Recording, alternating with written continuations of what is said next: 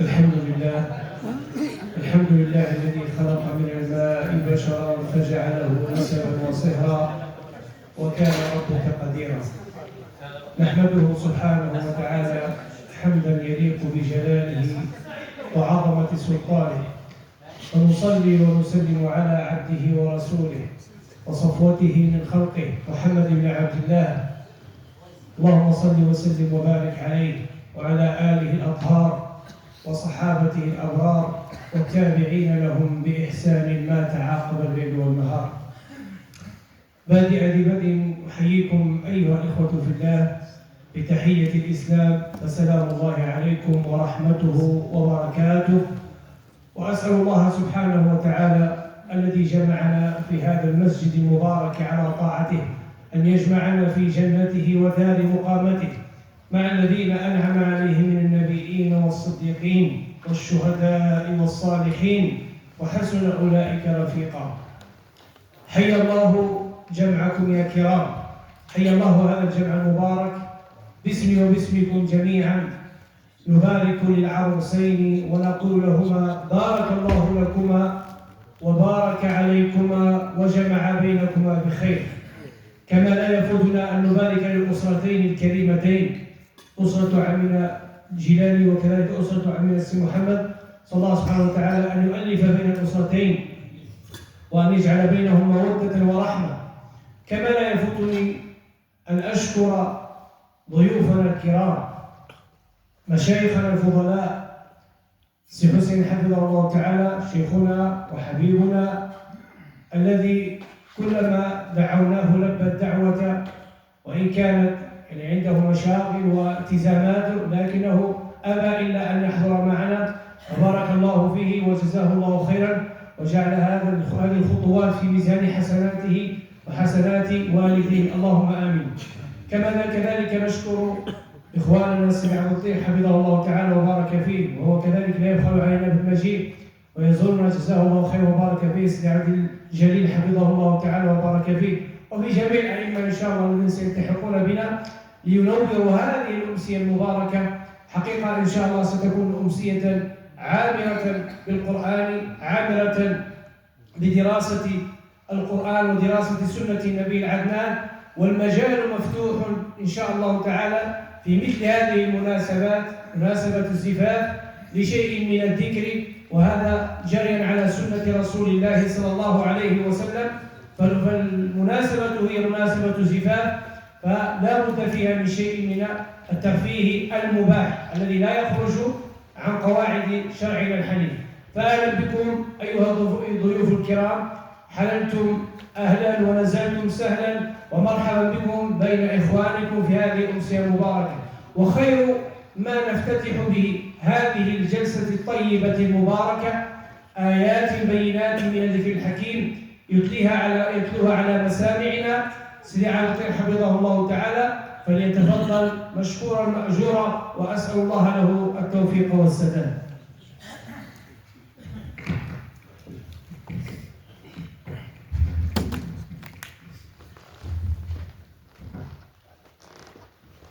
أعوذ بالله من الشيطان الرجيم.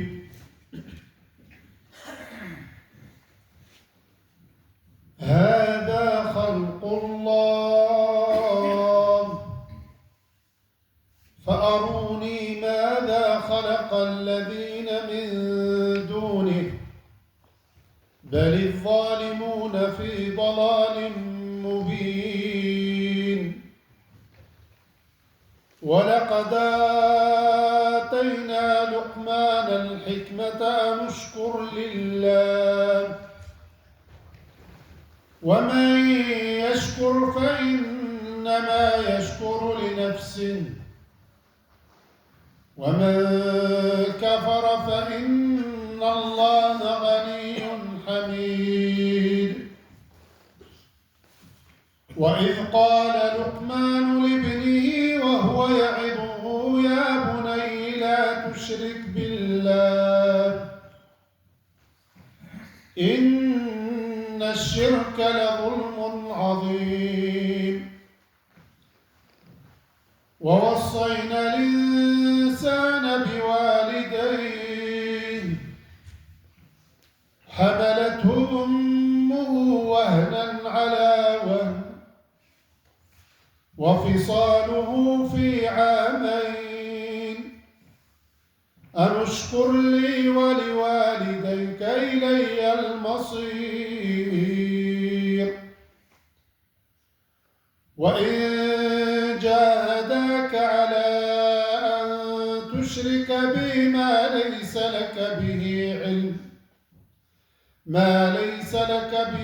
علم فلا تطعهما وصاحبهما في الدنيا معروفا واتبع سبيل من أناب إلي ثم إلي مرجعكم فأنبئكم بما كنتم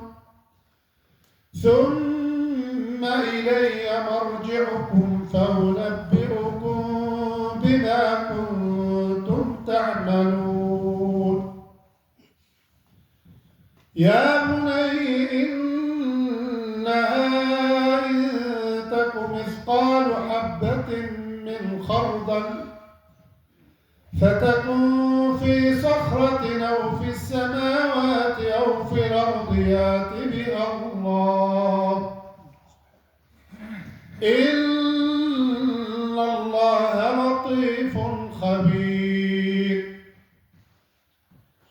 يا بني أقم الصلاة وأمر بالمعروف وانه عن المنكر واصبر على ما أصابك إن ذلك من عزم الأمور ولا تصاعر خدك للناس ولا تمش في الأرض مرحا إن الله لا يحب كل مختال فخور واقصد في مشيك واغضض من صوتك إن أنكر الأصوات لصوت الحمير ألم تروا أن الله سخر لكم ما في السماوات وما في الأرض وأسبغ عليكم نعمه ظاهرة وباطنة ومن الناس من يجادل في الله بغير علم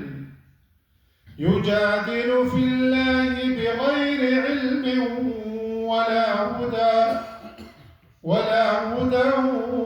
ولا كتاب منير وإذا قيل لهم اتبعوا ما أنزل الله قالوا بل نتبع ما وجدنا عليه آباءنا أولو كان الشيطان يدعوهم إلى عذاب السعير صدق الله العظيم. صدق الله العظيم. بارك الله فيكم سيدي عبد اللطيف على هذه القراءة الطيبة الندية المباركة التي أسأل الله سبحانه وتعالى أن يجعلها في ميزان حسناتك وحسنات والديك وينفعك إن شاء الله تعالى بها في يوم لا ينفع فيه مال ولا بنون إلا من أتى الله بقلب سليم. بعدما استمعنا أيها الإخوة بالله إلى هذه القراءة الطيبة المباركة سنعطي الكلمة لشيخنا وحبيبنا الشيخ الفاضل المربي صلى الله سبحانه وتعالى وبارك في سيدي الحسين يلقي كلمة بهذه المناسبة فنسأل الله سبحانه وتعالى أن يوفقه وأن يسدد خطاه فليتفضل مشكورا مأجورا وأسأل الله له التوفيق والسداد.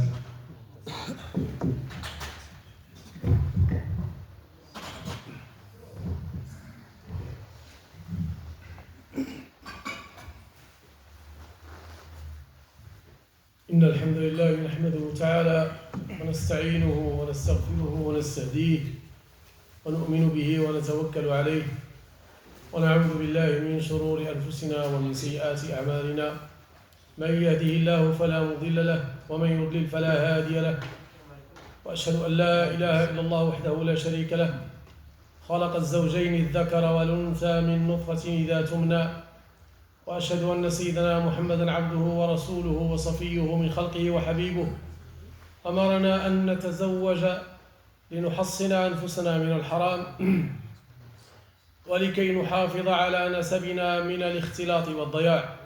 اللهم صل وسلم وأدم وأنعم وبارك عليه وعلى آله وصحبه الذين كانوا يختارون لأنفسهم زوجات صالحات طيبات وأطهارا وينتخبون لأبنائهم ذريات صالحات فأسعدهم الله بالذرية الطيبة ملأت الأرض نورا وعدلا وصلاحا فرضي الله عنهم أجمعين. أما بعد أيها الجمع الكريم طبتم وطاب ممشاكم وتبوأتم من الجنة منزلا وأسأل الله الذي جمعنا وإياكم في هذا المجلس المبارك في بيت من بيوت الله تعالى بهذه المناسبة الغالية السعيدة مناسبة الزفاف السعيد.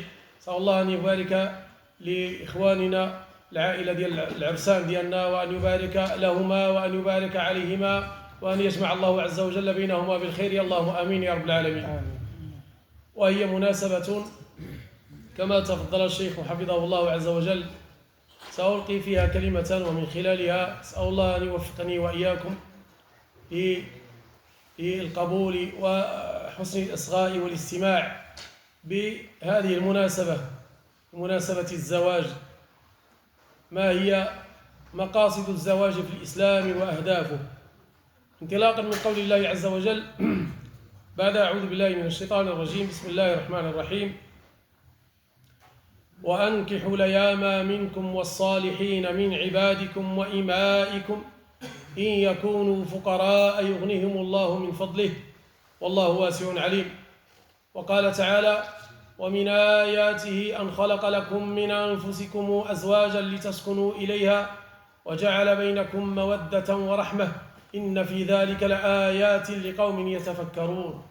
صدق الله العظيم. أيها الجمع الكريم كما لا يخفى عليكم وعلى حضراتكم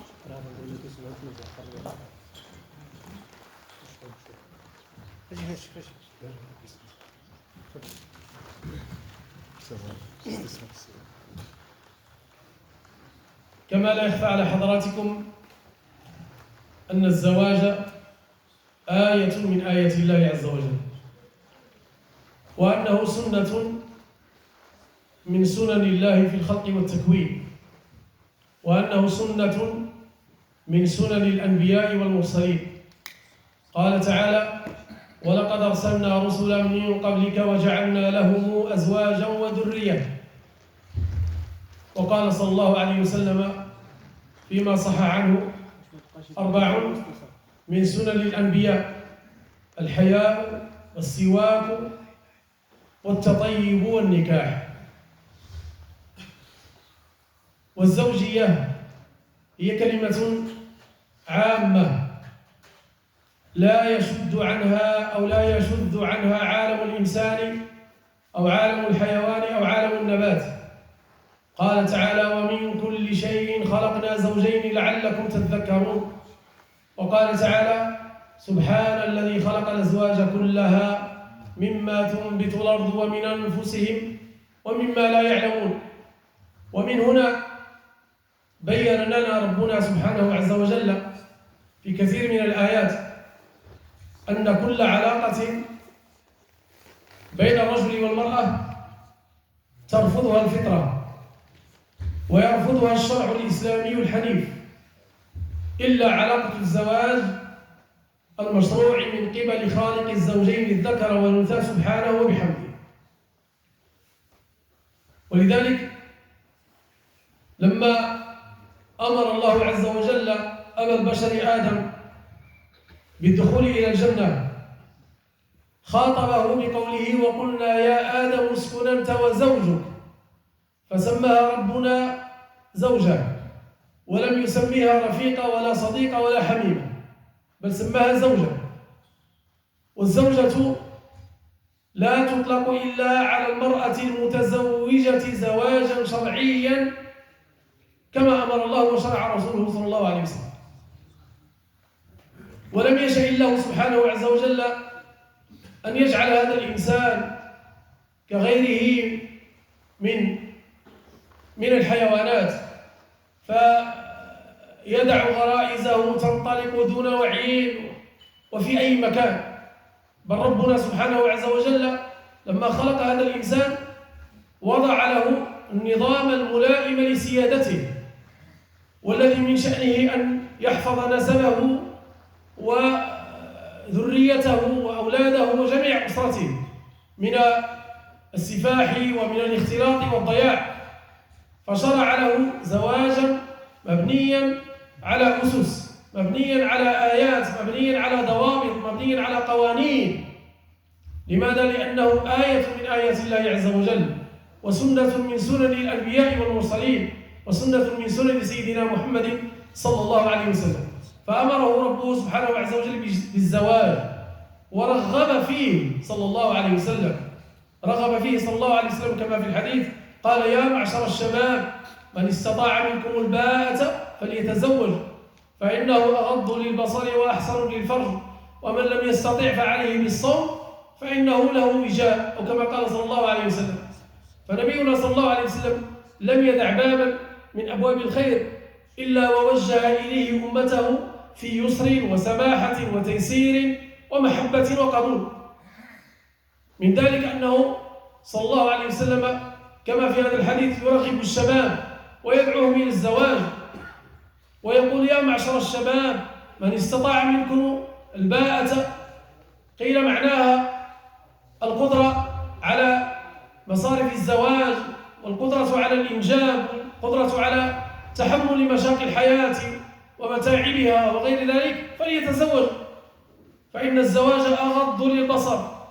الهدف من الزواج تحصين الإنسان من النظر، وتحصين الإنسان من الوقوع في المحرمات حتى لا يقع في ذلك. شرع له ربه الزواج وأمره به ورغبه صلى الله عليه وسلم فيه، فليتزوج فإنه أغض للبصر وأحسن للفرج، ومن لم يستطع فعليه بالصوم فإنه له وجاء. ولذلك كما يروى أن جماعة من الناس أو نفرا من الناس ذهبوا إلى بيت النبي صلى الله عليه وسلم يسألون عن عبادته، فلما أخبروا كأنهم تقالوها فقالوا: وأين نحن من النبي صلى الله عليه وسلم وقد غفر الله له ما تقدم من ذنبه وما تأخر؟ فقال أحدهم أو واحد منهم: أما أنا فإني أصلي الليل ولا أنام. وقال الثاني: أما أنا فإني أصوم الدهر ولا أفطر. وقال الثالث: أما أنا فأنا أعتزل النساء ولا أتزوج أبدا. فلما جاء النبي صلى الله عليه وسلم وأخبره ربه بوحي منه من عنده أن هؤلاء الثلاث قالوا ما قالوا، قال لهم صلى الله عليه وسلم: أأنتم الذين قلتم كذا وكذا؟ أما والله إني لأخشاكم لله وأتقاكم لله، لكني أصلي وأرقد وأصوم وأفطر وأتزوج النساء، فمن رغب عن سنتي فليس مني. من رغب عن سنة رسول الله صلى الله عليه وسلم واتخذ لنفسه في هذه الحياة ملجأ غير ملجأ الزواج وبابا غير باب الزواج، فنبينا صلى الله عليه وسلم يقول: من رغب عن سنتي فليس مني. لذلك يا أحباب رسول الله صلى الله عليه وسلم، ونحن نعيش وإياكم في هذه الأجواء المباركة في بيت من بيوت الله عز وجل، ومع هذا الحضور الكريم ومع هذه الوجوه الطيبة والفرحة الكبرى، ونحن عندما نسمع بزواج ابن أخ لنا وابنة أخ لنا، والله نحس بالفرح والسرور، لا سيما ونحن في هذه الأماكن وهذه البلاد التي ما أحوجنا إلى الإكثار من الزواج. زوجوا أبناءكم وزوجوا بناتكم، وإياكم أن يبقى الإنسان أن يجعل ابنه يعكف عن الزواج لسنين طويلة حتى يحقق أهدافه وحتى يصل إلى مطلوبه ويصل إلى مرغوبه. فبالزواج يمكن بالزواج أن يصل الإنسان إلى ما يصبو إليه وأكثر. إن كان الإنسان مثلا فقيرا ويشكو من فقره فليتزوج، فإن ربنا سبحانه وتعالى يقول: إن يكونوا فقراء وأنكحوا الأيام جمع أيم، وهو الذي لا زوجة له أو التي لا زوج لها. أنكحوا الأيام منكم والصالحين من عبادكم وإمائكم إن يكونوا فقراء يغنيهم الله من فضله. كم من إنسان كان لا مال له ولا مسكن له ولا بيت له ولا مأوى له، والله بمجرد أن تزوج فتح الله عز وجل عليه ووسع عليه وفتح عليه أبواب الخير. وأنا أشهد الله أنا واحد منه. الفقيه حتى هو ثاني مات يكفك أم القدوة ديالنا. أشهد الله وأنا في بيت الله وملائكته ومن حضرني من المسلمين أن ينقص القصة على نفسي. عندما تزوجت ما كان عندي مسكن، ما عندي دويرة، ما عندي والو ولا شوف 125 يورو هي التي أملك. 125 يورو بالمغربية ماشي باقي ما كاينش هنايا. فبدأ الناس كيخوفوني من الزواج. أنت تزوج أنت مازال ساكن في البادية ومع والديك وما عندك دار وما عندك، وسبحان الله العلي العظيم الله يستر. الإكراميات بدات كتجي كتوالى علينا من القرى ومن الأماكن ومن الدواور اللي كنا مشاركين فيهم. بمجرد ما استدعيناهم يحضروا معنا يعني ذاك الحفل ديال العشر ديال الزفاف، فجات الجماعة الأولى ومعها الهدايا والذبائح، والجماعة الثانية كذلك، والجماعة الثالثة كذلك. والغريب في الأمر كثرت الأمطار في يوم ديال الزفاف حتى الطريق منعت الناس من الوصول إلى الدوار. والله يشهد على ذلك. 3 ديال السيارات توقفوا في الطريق. السي عبد الجليل راه يعرف القبيله ديالنا كانت ملي كتنزل الشتاء صافي عاد توقفنا ما كاين حتى واحد غادي يدوز. وكان بفضل الله ربي يوفق ذاك الناس ودازوا ووصلوا وكان مكان وعبد ربي لا يملك شيئا، لا يملك شيئا. قلت دويره بويت مع الوالدين واحد المكان للطهر اعزكم الله صافي. وما هي الا ايام حتى فتح الله علينا انتقلنا من الباديه الى المدينه. وما هي الا ايام احنا مشارطين الحمد لله في القبائل والدواور وما الى ذلك. جاب الله الاكرام، ذاك الاكرام سنه على سنه عام على عام هيأ الله عز وجل ان اشترينا منزلا متواضعا بسيطا والحمد لله. وبدات الفتوحات. بالله عليك لو كنت باقي بلا زواج كان غادي يسر لي ربي داك الشيء حاشا الله اعلم. ولكن الله تعالى شوف المصداق ديالو ان يكونوا فقراء يغنيهم الله من فضله. جات هذيك الناس جات الرزيق معاها زادوا الوليدات جابوا الرزيق ديالهم وكثرت الخيرات والحمد لله. ما خصناش ما عندناش هكا بالفقه مسكين السي عبد العزيز ما الفقه مسكين هادو راه حشمانين يقولوا داك الشيء. علاش؟ لان هذا النسب ديالو لاباس عليهم. هذا النسب ديالو لاباس عليه بصح في المغرب ما شاء الله ما عبد ربي من نور الدص كيفو كيفهم. الشيخ وقيل تا هو اكثر مني جاب بس يعطي الله على مستوى مسكين السي حسن. فالله يوفقنا واياكم. صلوا على رسول الله. المجمع مزيان يكون فيه شويه ديال المستملحات. ما لو بقينا نقول لكم هكايا وهكا نقلطق شويه. حنا في واحد الحاله ديال الفرح. انا ماشي في الحزن ملي يكونوا في الموتى وفي هذاك الشيء نهضروا على الموت. دابا احنا فرحانين بدانا نمشي موتى فصلوا على رسول الله. واش هذا هو مولاي السلطان؟ الله هنيئا لك احمد هنيئا لك. والله كل زواج يبنى على هذا الاساس بحضور هذا حملة القرآن واهل الله الا وبارك الله فيه. لا تخف. كل زواج يبنى على هذا الاساس كن اكيد بان البركه غادي تنزل وغادي مجلبه. الله وشوف عربيه فيكم كتدخل السرور والبهجه. هنيئا لك هنيئا لك بابيك وهنيئا للاب بك. نسال الله ان يبارك فيكم ويصلح لكم الذريه. ان شاء الله غادي نديروا لك وصله انشاديه في الباب ديال حنا جينا مهيئين لك ان شاء الله تعالى. فالله يوفقنا واياكم. صلوا على رسول الله. عاوزين صلوا على رسول الله. زيدوا تصلوا على رسول الله. الزوجه الصالحه فيض من فيض السعاده، هي اللي كتعمر البيت بالبهجه السرور والفرحة، كتحيد التعب، الشقاء، الأمراض، الأحزان، كتحيد كل شيء. تصور الإنسان كيكون كيعاني في السفر ديالو ولا في العمل ديالو، كيدخل للدار تستقبله بالبهجة والسرور والابتسامة. هذه وحدة من باب ديال السعادة. ولذلك جعلها صلى الله عليه وسلم من خير ما يعطى للإنسان بعد تقوى الله. أفضل ما يعطى للإنسان بعد التقوى الزوجة الصالحة. قيل في وصفها: إن أمرتها أطاعتك، وإن نظرت إليها أسرتك، وإن غبت عنها حفظتك في نفسها ومالك، وإن أقسمت عليها أبرتك. هذه الزوجة الصالحة، هي اللي كتعمر البيت بالمحبة والحنان. وسبحان الله، باش نعرفوا ونتأكدوا بأنها آية من آيات الله، تجد ذاك البنت مسكينة تنتقل من بيت عائلتها ووالدها وإخوانها والمكان اللي نشأت فيه وتربت فيه زادت فيه إلى أسرة أخرى لا تعرف عنهم شيئا، فما هي إلا ساعات وأيام وشهور تندمج معهم اندماجا كاملا، وتشعر بالاطمئنان والراحة والسعادة، بحال الراحة والسعادة اللي كانت حاسة بها وهي في البيت ديال العائلة ديالها وأكثر من ذلك. لماذا؟ لأنها برفقة زوجها.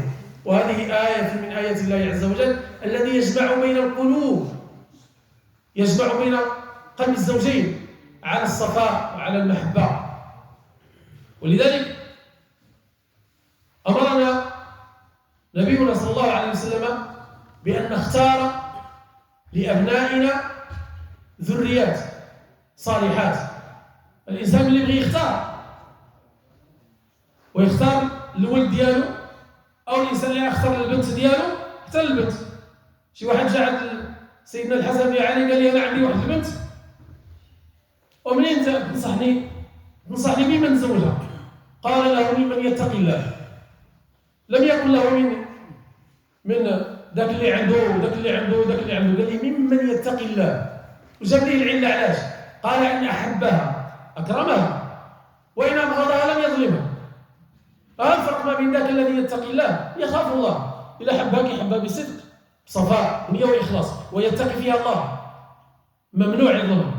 ولكن إن أبغضها لشيء ما لم يظلمها، كيقول لها بنت الناس بيني وبينك صافي. ولكن ما دام المحبة كتكون كيعطيها من الحنان والمحبة والشفقة والرحمة والحب، داكشي الكبير. لماذا؟ لأنه يعلم أن هذه الزوجة هذه الله أعطاها ليه وسخرها ليه وجعلها ليه سكن له وحق له وأم أولاده وموضع سره ونجواه. من أجل ذلك عني الإسلام باختيار الزوجة الصالحة، وجعلها خير متاع يسعى إليه الإنسان. فقال صلى الله عليه وسلم: الدنيا متاع، وخير متاعها المرأة الصالحة. الزوجة الصالحة راها نور من أنوار الله عز وجل.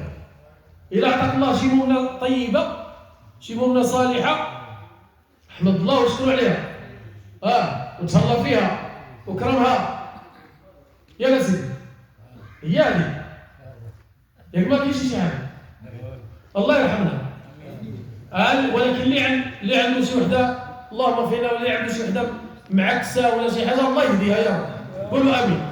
اللي عنده شي مرة معكسه الله يهديها يا ربي. اللي عنده شي مرة معكسه ما شاداش معها الطريق، الله يهديها، والله يهديه حتى هو يشد معها الطريق. راه كاينه المرأة المعكسه وكاينه حتى الراجل المعكس. حتى الراجل كيكون ثاني احوال واحوال، وكنبقاو نشكيو حنا عن المرأة مسكينه. لا انت عندك دور كبير حتى انت. احيانا بعض المرات الانسان بلا ما يدي يعاتب راسه. هذاك الامام الزاهد اويس اليماني المرادي ابو عمرو سيد التابعين في زمانه، قال واحد الكلمه تذكرتها. قال: لو ان رجلا مشى في طريق لملاقاة عدوه، ثم أثقله درعه فرماه، وأثقله سيفه فرماه، وأثقله طعامه وشرابه فتركهما، ثم لاقى عدوه حاصرا أعزلا جائعا، فأن له أن ينتصر. لو أن الإنسان غادي يتلاقى مع العدو ديالو، غادي يتلاقى مع أبو جوكي، لابد غادي يكون محمل بالعداد والعدة والمسائل التي تتطلب في مواجهتك للعدوك. هذا لقى يرى يعني غادي يلقى العدو ديالو أثقله درعه فرمى قال لا حاجة لي به، ثم أثقله سيفه فرمى قال لا حاجة لي به، وأثقله طعامه قال لا حاجة لي به، وجاء إلى عدوه قال له أنا جئتك هكذا جيعان حفيان دير فيا اللي بغيت. معنى هذا من ثقل عليه الذكر فضيعه، وثقلت عليه الفرائض فأخرها عن وقتها، وثقلت عليه السنن والرواتب فضيعه، وثقلت عليه إهمال نفسه لأهله ففرط، ثم يأتي ويشكي أو يشتكي سوء معيشته وسوء تربية أبنائه، وأنه عنده كذا وأنه عنده لا لا لا، هذا إنسان صرع نفسه قبل أن يصرعه عدوه. أنت لا قتلتي راسك، علاش؟ أنت راك مفرط. بيكون شي حاجة عاتب راسك أنت الأول، الدرجة الأولى، ما تمشيش على مباشرة وتبدا ترمي اللوم على المرأة مسكينة وهي والأولاد ولا لا لا. شوف أنت، شوف حالتك مع الله كي دايرة، شوف العلاقة ديالك مع الله سبحانه وتعالى كي دايرة في الفرائض وفي السنن وفي الرواتب في الصدقة وفي الإكرام في صلة الرحم وفي زيارة المرضى وفي المحبة بين الناس. علاقتك بالناس كي دايرة، ثم علاقتك بالله كي دايرة. إذا كانت علاقتك بالله طيبة صادقة قوية، وما أظنك إلا كذلك إن شاء الله تعالى، فأبشر أن الله سيسعدك في حياتك، وغادي ييسر لك المرأة الصالحة التي تعينك على دينك ودنياك. بالحق يا حبيبي إلا كانت الأمور عندك ماشي حتى لهيه، غادي ييسر لك الله تعالى بشي وحده تكون معوجة. الله يحفظك، تقول هكا وهي تقول هكا. سبحان الله، من الطرائف اللي كيعاونوا الفقهاء على بعضياتهم الفقهاء مساكن هما معرضين بحال هاد المسائل، كيقولوا الفقيه مسكين الفقيه مسكين الفقيه مسكين. واحد الفقيه قال لك في البلاد ديال السي عبد الجليل عنده واحد المراه معكسه، وهذيك المراه معكسه سبحان الله العظيم الفقيه مسكين مشى لواحد الدوار وكيطول بزاف عاد كيجي مثلا من الخميس للخميس. هذاك النهار اللي كيجي الفقيه خصو يلقى الامور مزيانه والدار نقيه ويلقى الترحاب والتهلال واهلا وسهلا. هو كيجي في الباب كتلقاه ها الكارني ديال مول الحانوت فيه 16000 جوج البوطات خاويين، سير مول الحانوت راه كيسرق قدا السيد راه عيط عليك الكزار فلاو. كيولي ديك الفقيه مسكين كيجلس في الباب. ايوا شكال واحد الفقيه صاحبه بحال دابا السي عبد الجليل مسكين شكاليه، او انا شكيت ليه كاع باش هو شكاليه قال لي ودي راه الحاله ديال خليني نضرب فيك المثل انت ولادي الله يحفظك. فصلوا على رسول الله عليه الصلاه والسلام. شكال واحد الفقيه صاحبه قال لي ودي الحاله ديالي مع الزوجه كي دايره باش كتنصحني. قال لي ودي انا ما عندي باش نصحك على قيام الليل. وقال لي كيفاش نقيم الليل؟ الله يفتح عليك ابو الخير، بسم الله. قال لي كيفاش عندي القيام الليل؟ قال لي ركعتين عليك بركعتين وتوجه لله عز وجل واسال الله تعالى، ربي راه غادي يهديها وغادي يفرج عليك وغادي يعني كي تنقولوا هذه راسها عصا الخوف. هذاك الفقيه مسكين اليقين ديالو وحسن التوجه ديالو داكشي ماذاب. هذاك الليله اللي جا ديال الخميس المفروض خصو يعني ينام مع اهله، واذا به قال لك غادي يمشي يقضي الغرض ديالو وغادي يقوم الليل، فتوجه الى ربي واخذ يقوم الليل. المراه تعجبت تنتظر مجيء الامام وما جاش، بقات كتفكر كيفاش هذا الفقيه هذا، وبدات كتقلب كتلقاه جالس في ذاك المحراب ديالو خدام مكثر من الركوع والسجود يبكي على ربه مما ابتلي به. فهي جات سمعته كتقول يا رب، وهذيك المراه كانت سميتها برك هي كتسمي الله يرحمنا يا ربي ويتجاوز علينا. شوف انا قلت لكم الله يجزيكم بخير، اسمحوا لنا حنا يا قاسم الله يرحمه والديك. صلوا على رسول الله. سمعته خدام يشكي يقول يا ربي ازعلي هذه المباركه، يا ربي حل ما بيني وبين هذه المباركه، يا ربي سلط على هذه المباركه. كاع هذيك المصايب العظمى حطها عليها مسكينه وتثقل عليها، وهي ما دايره والو لا بيدها ولا برجليها، وهي تجيب واحد المقله من داك المقاليد الثقال وسمعت وخلاتو تا انتهى من الدعاء ونزلت عليه الراس ياك ضربت في راسي بس بعد كان حاضر سيف استغفر الله العظيم يا تسمع من جهنم وحده لا اله الا الله محمد رسول الله الله يرحمنا ويجازي علينا يا رب واذا به لما شاف ذاك الحاله ديالو وحس بها انها عاد تولي تعاود المره الثانيه وبدا كيقول له يا ربي هذاك الشيء اللي قلت لك البارح واللي يقول البارح وهاد الشهور كلها وانا كنعاني راه انت عارف لا ما نحتاج نقول لك لا ما نقول لك سميتها انت عارف حالتي يا رب العالمين فالله يوفقنا واياكم. فالزوجه الصالحه هي بركه هي شفاء هي دواء هي محبه هي نعمه اللي اعطاك الله سبحانه عز وجل احمد الله واشكر عليه. إلا أعطاك غير ذلك أحمد الله كذلك واشكر عليها نسأل الله سبحانه عز وجل الهداية لها والتيسير والله غادي يصلح الأمور ديالها. ولذلك ربنا سبحانه جل جلاله يبين لنا أن الزواج آية من آيات الله. قال تعالى ومن آياته أن خلق لكم من أنفسكم أزواجا لتسكنوا إليها وحتى تتحقق الأهداف ونصل إلى الغاية التي من أجلها شرع الزواج. يجب أن نحسن الاختيار يعني الوليدات ديالنا وأن نختار صاحبة الدين. فصاحبة الدين لا خوف عليها صاحبة الخلق صاحبة الحياة لا خوف عليها. ومن يعني كانت العائلة ديالها معروفة بهذا الشيء ديال الصالحين الأخلاق الطيبة لا خوف عليه. فلا بد قبل أن يزوج الإنسان ولده أو ابنته لا بد أن يتمحص وأن يختار صاحبة الدين دون غيرها. فقد قال صلى الله عليه وسلم تنكح المرأة لأربع لمالها ولجمالها ولحسبها ثم قال صلى الله عليه وسلم فاظفر بذات الدين سلبت يداك. نسأل الله أن يوفقنا وإياكم لكل خير وأن يجعلنا وإياكم من الذين يستمعون القول فيتبعون أحسنه. حتى لا أطيل عليكم إن شاء الله تعالى أترك الكلمة للشيخ الفاضل ليعطي الكلمة لبقية المشايخ. أسأل الله أن يجعلنا وإياكم من الذين يستمعون القول فيتبعون أحسنه. استسمح الله يجزيكم بخير يخرج شوية على الموضوع وضحكتكم شوية فتشريع الله يوفقنا وإياكم. سبحان ربك رب العزة عما يصفون سلام على المرسلين الحمد لله رب العالمين.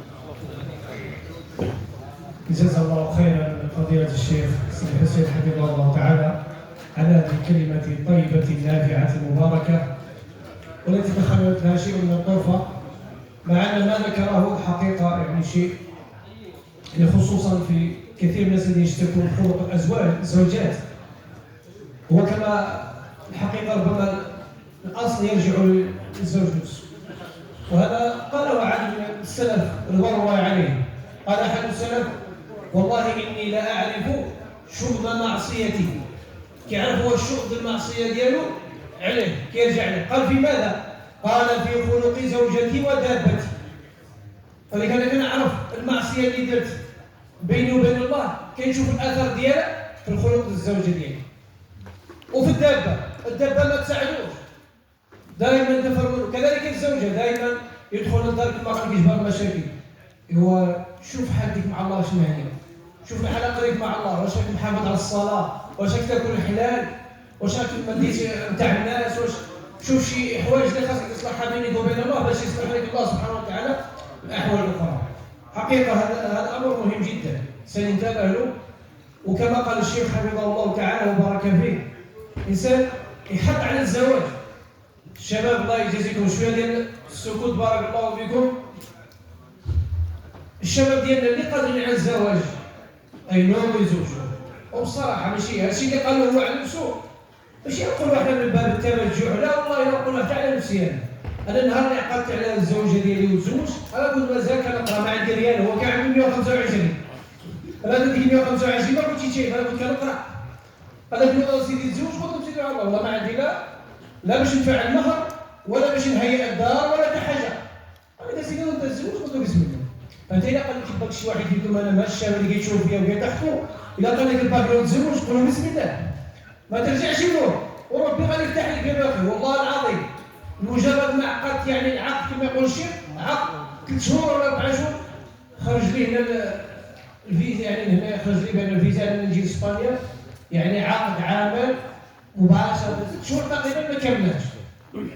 كما قلت اين يكون الفقراء يغنون. وكذلك الاخوان اللي يجوهم الشباب الصالحين، الشباب اللي عليهم علامه التقوى، الصلاه، خوف الله، ما تقولش تزيروا عليهم بالحوايج تنكدوا عليهم مساكن وتزيروا عليهم فوق، لا يسروا. الرسول صلى الله عليه وسلم قال يعني في حق الزواج قال اقله مؤونه، او في حق النساء اقلهن مؤونه اكثرهن بركه. وشوف علي رضي الله عنه لما تزوج السيده فاطمه، واش عرفوا هذه شنو فاطمه؟ سيده نساء العالمين، سيده نساء اهل الجنه. راكم تسمعوا ياك؟ صور لما سمع النبي ان علي رضي الله عنه يتكلم في بنته، شنو قال له؟ ما قالوش يمشي يجيب الحفن هذه الدراهم ولا الدنانير، هو عارفه ولد عمو ما عنده والو، ولد عمو عارفه بان وتربى في البيت ديالو ما عنده والو. ملي قال له هل تريد الزواج فاطمه؟ قال اجل يا رسول الله. قال له وماذا تريد ان تصدقها؟ يعني شنو الصدق اللي عندك؟ ما عنده والو. اش قال النبي عليه الصلاه والسلام؟ قال له اين درعك؟ والدرع الشريف اللي كيتوقي بها الضربات في الحرب، قال له هذه جيبه، هذه الدرع. بل من الصحابه من زوجهم النبي صلى الله عليه وسلم بالقران. جاءت امراه كما في الصحيح الى رسول الله صلى الله عليه وسلم تطلبها ان يتزوجها، والله سبحانه وتعالى لم يأذن له فيها. فقال له احد الصحابه يا رسول الله ان لم يكن لك بها حاجه فزوجنيها. قال وماذا تريد ان تصدقها؟ قالوا عندي ازار، يعني ازار ورداء. قالوا يعني ما عنده والو، لابس الازار والرداء، يعني لا ازال الرداء يبقى بلا، يعني بلا رداء، ولا يزال الازار يبقى بلا ازار. فقال له هل معك شيء من القران؟ اسمع شيء، اشوف كيف كان الزواج. قال له هل معك شيء من القران؟ قال نعم معي سوره كذا وكذا وكذا. قال عرض عليه، عرض عليه هذه السوره شيء. قال له هاي، قال له زوجتك اياها بما معك من القران.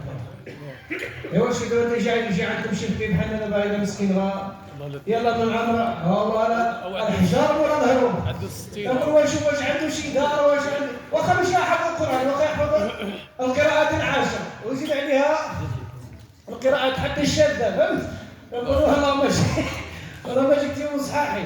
والله يوفقنا وياكم ان شاء الله، الله يوفقنا وياكم. نبقى ان شاء الله تعالى من بعد ما استمعنا لهذه الكلمه الطيبه المباركه لفضيلة الشيخ سيدي حسين حفظه الله تعالى، نطلب من السعد الجليل حفظه الله تعالى لا مش كلمة، قرأ إن شاء الله شي بركة أو شيء من الذكر كما يحب، ثم بعد ذلك ستكون الكلمة إن شاء الله تعالى أخيرة لشيخنا السي مصطفى حفظه الله تعالى. تفضل السي أبو زيد. باش نفرقوا بين هذه دير اللي بغيت دابا راك في العرس.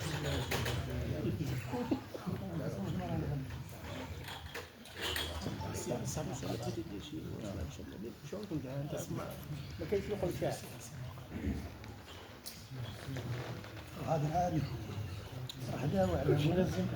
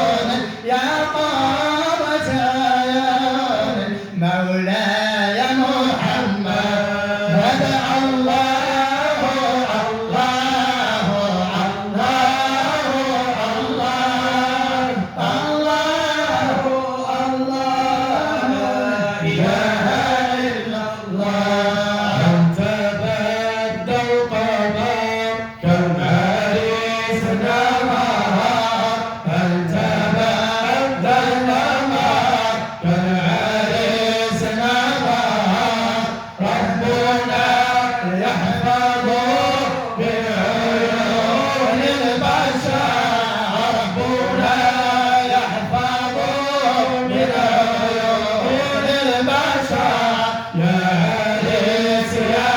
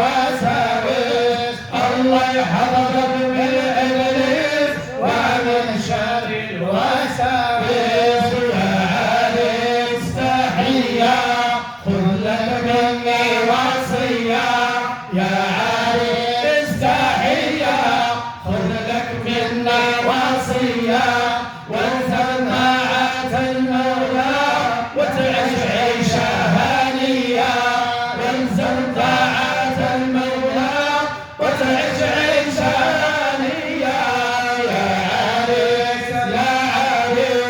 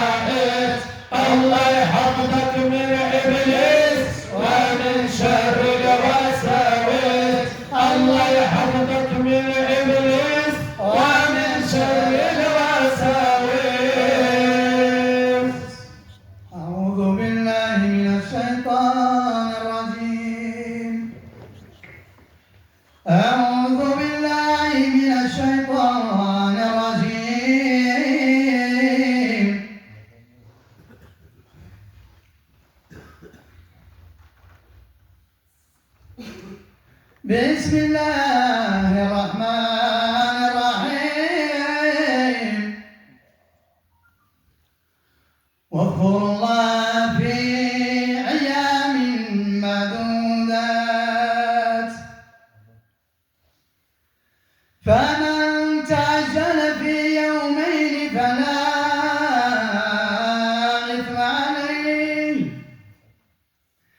ومن تأخر فلا إثم عليه لمن اتقى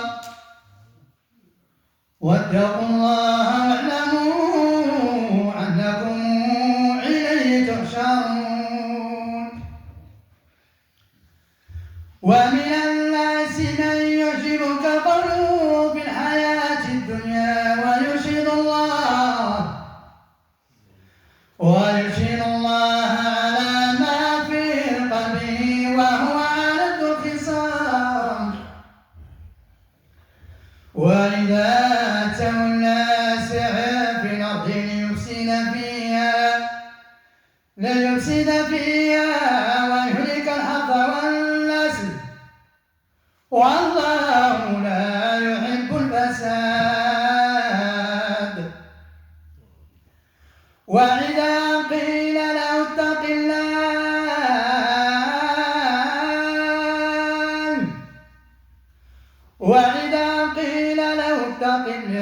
أخذته العزة بالإثم فحسبه جهنم ولبئس المهاد ومن الناس من يشري نفسه ابتغاء مرضات الله والله رؤوف بالعباد يا أيها الذين آمنوا ادخلوا في السلم كافة ولا تتبعوا خطوات الشيطان إنه لكم عدو مبين فإن زلتم من بعد ما جاءتكم البينات فاعلموا أن الله عزيز حكيم هل ينظرون إلا أن يأتيهم الله في ظلل من الغمام والملائكة وقضي الأمر وإلى الله ترجع الأمور سل بني إسرائيل كما آتيناهم من آية بينة ومن يبدل نعمة الله من بعد ما جاءت فإن الله شديد العقاب زين للذين كفروا الحياة الدنيا ويسخرون من الذين آمنوا والذين اتقوا فوقهم يوم القيامة والله يرزق من يشاء بغير حساب آمنت بالله صدق الله العظيم. صدق الله العظيم. جزاك الله خير سعد الجليل على هذه القراءة الطيبة النبية المباركة بالسيرة المغربية الجميلة. كذلك جزاك الله خير على هذه الوصفة الإنشادية، وهذا مطلوب في مناسبات الزواج، وليس هذا خارج عن ديننا أو عن تقاليدنا، بل هذا مما حض عليه رسول الله صلى الله عليه وسلم كما جاء في الحديث الصحيح لما حكت السيدة عائشة رضي الله عنها لرسول الله صلى الله عليه وسلم أنهم زفوا زوجة لأحد الأنصار، فقال لها النبي صلى الله عليه وسلم: هل كان معكم اللهو؟ فإن الأنصار يحبون اللهو. فالضرب بالدف حتى الضرب بالدف في هذه المناسبات يعني مشروع، وله الألباني رحمه الله تعالى في كتابه القيم الزواج في الإسلام كتاب رائع ذكر أحاديث كثيرة عن رسول الله صلى الله عليه وسلم في هذا الكتاب، من أراد أن يراجعها فيراجعها. ومما جاء فيها أنهم كانوا يقولون في الزواج: أتيناكم فحيونا نحييكم، وهم يعني ينشدون هذه الأناشيد في الزواج. يعني الأناشيد في الزواج بهذه الطريقة مشروعة بفضل الله عز وجل، وهذا يدل على أن في ديننا فسحة، في ديننا شيء من المراح المشروع، يعني وليس هذا يعني أمر مرفوض أو أمر يعني بعيد عن الدين. بارك الله فيكم وجزاكم الله خيرا. بقي تقريبا 10 دقائق على تقريبا لأذان صلاة العشاء، فنبقى مع كلمة إن شاء الله مقتضبة مختصرة لشيخنا الحبيب سي مصطفى حفظه الله تعالى وبارك فيه، إمام صلندريان، فليتفضل مشكورا مأجورا، وأسأل الله له التوفيق والسداد.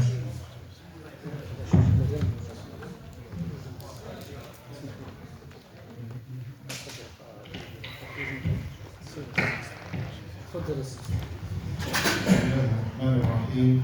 الحمد لله رب العالمين، والصلاة والسلام على سيدنا محمد وعلى آله وأصحابه أجمعين.